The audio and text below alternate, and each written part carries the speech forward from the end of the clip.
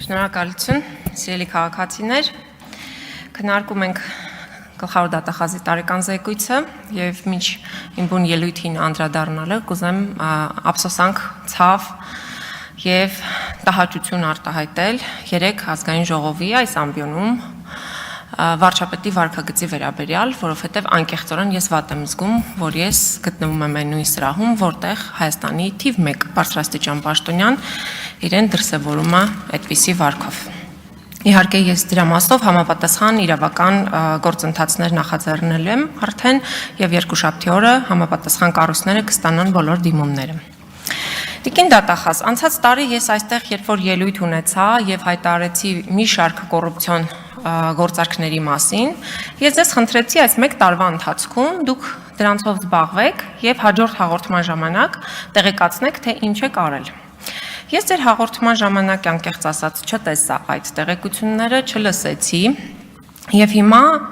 շարունակելու եմ դրանց մի մասի հիշեցումը եւ նաեւ նոր դրվագներ եմ Երևան բերելու։ Հիշեցում համար 1 2023 թվականի հուլիսի 31-ին Երևանի ավագանու ընտրություններին ընդառաջ իշխող քաղաքացիական պայմանագիրը դրա համահավաք արեց 996 նվիրատուներ 509 միլիոն դրամ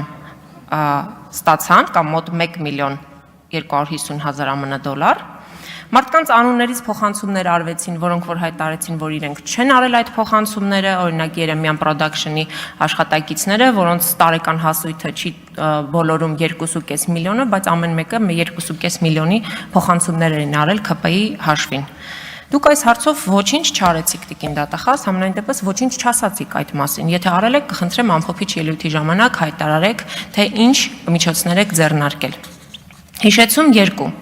Մեկ տարի առաջ ձեր ուշադրությունը հրավիրեցի Հայաստանի ֆուտբոլի ֆեդերացիայի արկա խնդիրների մասին, որը բոլոր վերահսկողությունից դուրս է։ Դուք այսօր խոսում եք ֆուտբոլի ֆեդերացիայի այլ գործի մասին, ես կարծեցի, թե սրան էլ եք անդրադարձել, բայց ոչ։ Խոսքս 2021 թվականին կազմակերպված մրցույթի մասին է Աբովյան քաղաքի մարզադպրոցի նորոգման։ Այդ մրցույթը երբ որ հայտարարվել է, ընկերություններից մեկը առաջարկել է 50 միլիոն դրամով նորոգել Աբովյանի մարզադաշտը։ Ֆուտբոլի ֆեդերացիան հրաժարվել է եւ պայմանագիրը կնքել է մոտ 15 անգամ ավել արժեքով 783 միլիոն դրամով եւ այդ իհարկե ֆինանսավորել է UEFA-ն, բայց դա չի նշանակում, որ այդ գումարների հետևից դուք չպիտի գնաք։ Եվ ով է շահել մրցույթը Հայաստանի Հանրապետության կառավարության եւ ֆուտբոլի ֆեդերացիայի կապը ապահովող Հակոբ Սիմիդյանի ընկերոջ Անտարային կոմիտեի նախագահ Վլադիմիր Կիրակոսյանի հարևանը։ Մարդ, որը երբեք նախկինում այդպիսի խոշորածավալ շինարարության փորձ չի ունեցել։ Իդեպ հիշեցնեմ, այդ գերթանկարժեք նորոգված մարզադաշտում 2024 թվականի օգոստոսի 20-ին կայացած խաղի ժամանակ հոսանքազրկվեց նորակառույց, նորոգված մարզադաշտը։ Ինչ է կարել 1 տարվա ընթացքում, ես չհասկացա։ Հիշեցում 3 Տիկին դատախազ օրու մեջ համայնքային հողերի վերադարձի մասին եք ազդարարում, համայնքային սեփականության վերականգնման մասին եք խոսում, բայց ես չհասկացա դուք ինչ եք արել Ծաղկաձոր քաղաքում կառուցվող 40-50 միլիոն դոլար գնահատված համալիրի մեկնարկի մասին արված իմ հայտարարությունից հետո։ Հետքի լրագրողները 2021 թվականի ընտրությունից հետո, որ գնացել էին հունիսի 26-ին Ծաղկաձորի քաղաքապետարանում մասնակցել էին հանրային լսումների, որպիսի Պալադա Ծաղկաձոր ՍՊ-ի կառուցվելիք հյուրանոցի համար հանրային լսումների արդյունքում որոշեին ինչ է կառուցվելու, պարզել էին, որ արդեն Պալադա համալիրը, չունենալով սեփականության իրավունք, չունենալով շինթույլտվություն, արդեն նկուղային 2 հարկի շինարարությունները կազմակերպել է։ Բայց ո՞նց եք դուք համայնքային հողերը վերահսկում, եթե կոնկրետ ամենախոշոր համալիրի ենթադրյալ ապօրինությունը ձեզնից շրջանցել է։ Եվ ուզում եմ հիշեցնել այդ հրապարակումները, որոնք արվել էին, որ այդ շինարարության մեջ ներգրաված էր նաև ազգային ժողովի նախագահի որդու կնքահայրը, որը հիմա արդեն այդ փաստաթղթերով այլևս սեփականատերերի ցանկում չկա։ Հիշեցում 4 Ես ձեզ նաև հանձնաժողովի նիստի ժամանակ հիշեցրեցի։ Նախկին վարչապետ Հովիկ Աբրահամյանի տան արգելանքը ով հանեց, երբ հանեց, ինչպես վաճառվեց Հովիկ Աբրահամյանի արգելանքի տակ գտնվող գույքը։ Ինչ հանգամանքներում 2022-ից քննում եք այս գործը։ Պարզա չէ, ստորագրել են մարդիկ, ովքեր որ հանել են արգելանքից։ Արգելանքի տակ գտնվող գույքը մի գիշերում վաճառեցին իշխանական սիրելի գործարար Նարեկ Նալբանդյանին։ Այս առեղծվածը բա ինչքան ժամանակ պիտի բացահայտվի։ Հիմա արդեն ավելի նոր գործերի մասին, հանրային հաշվետվողականության մասին շատ է խոսում Նիկոլ Փաշինյանի թիմակիցները, մարդիկ, որոնք գալիս էին մերժելու թալանը, մերժելու բյուջետային մսխումները եւ մարդկանց պարտադրում են իրենց 50-100 հազար դրամները հայտարարել, բայց իրենք հաշվետվություն չեն տալիս, ինչպես են ծախսում պետբյուջեի գումարները։ Տեղեկանք համար 1 Ուզում եմ ասեմ, որ մեկ ամբողջ օր ուսումնասիրել եմ ազգային ժողովի կայքը, տարբեր կայքերով, ընդ որում պետական մյուս ֆիննախ, պետեկամուտների կոմիտե, որպեսզի հասկանամ, օրինակ, ինչպիսի արդյունավետությամբ են ծախսվում գումարները հենց այստեղ, այս շենքում։ Եվ հետաքրքիր բաներ եմ բացահայտել։ Հիմա ես ցույց կտամ մի լուսանկար, սա Վիետնամի պատվիրակությունն է Հայաստանում։ Այս պատվիրակության մեջ ոնց նայեք, մի 3 նկար եմ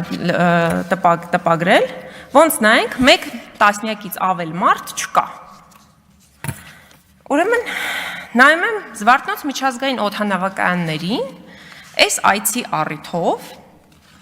ազգային ժողովը կազմակերպել է դիմավորում ուշադրություն 133 անձի համար։ Այդ մարդիկ, ովքեր որ եկել են, որևէ մեկը այս պաշտոնական պատվիրակության լուսանկարներում չկան։ Հա, 133 հոգի, հա։ Մի ընդհատեք, Տիկին Թովմասյանն է խոսում, բայց Տիկին Ես դրանք բարձրաձայնում եմ, որպեսզի բարձվեն։ Տիկին Թովմասյան, այնուամենայնիվ իրոք շատ մեծ կազմով են մեր գործընկերները եկել, 100 աննախադեպ 131 թե 132 հոգի։ Բայց գործընկերները որտեղ էին այդ 133 հոգին, ոչ միտեղ։ Տիկին Թովմասյան, դուք, պարոն Եղան, լրություն, դուք եւ ձեր թերթը ժամը 1 ինձ եւ ազգային ժողովին հարցում եք ուղարկում, սկսած թե ինչի է աղմուկում գետը հարցից։ Հարցում ուղարկեք, բոլոր հարցերին պատասխանը ստանում եք։ Կարող եք Վիետնամի գործընկերներին մենք հնարել էինք։ Ես խնդրում եմ իմ ժամանակը վերականգնեք, որովհետև դուք խոխ։ Չեմ վերականգնում, բայց ես չեմ ընդհատի, վերջացրեք ձեր ելույթը։ Չէ, դուք ընդհատեցիք իմ ելույթը, դուք վերականգնեք, որովհետև ես շարունակում եմ իմ խոսքը, բայց ամենահետաքրքիրը այստեղ այդ պատմությունն էլ չի ավարտվում։ 133 հոգի եկել են, 144 հոգի գնացել են։ Ովքեր են ավելացել, ես տենց էլ չիմացա։ Այսինքն այս սրա մասին է խոսքը, որ հանրային հաշվետվողականություն չկա։ Ընդ որում այս փաստաթղթերը որևէ տեղ ազգային ժողովի որևէ հաշվետվության համար նախատեսված կայքերում չկան, ուղղակի տեղադրված չեն։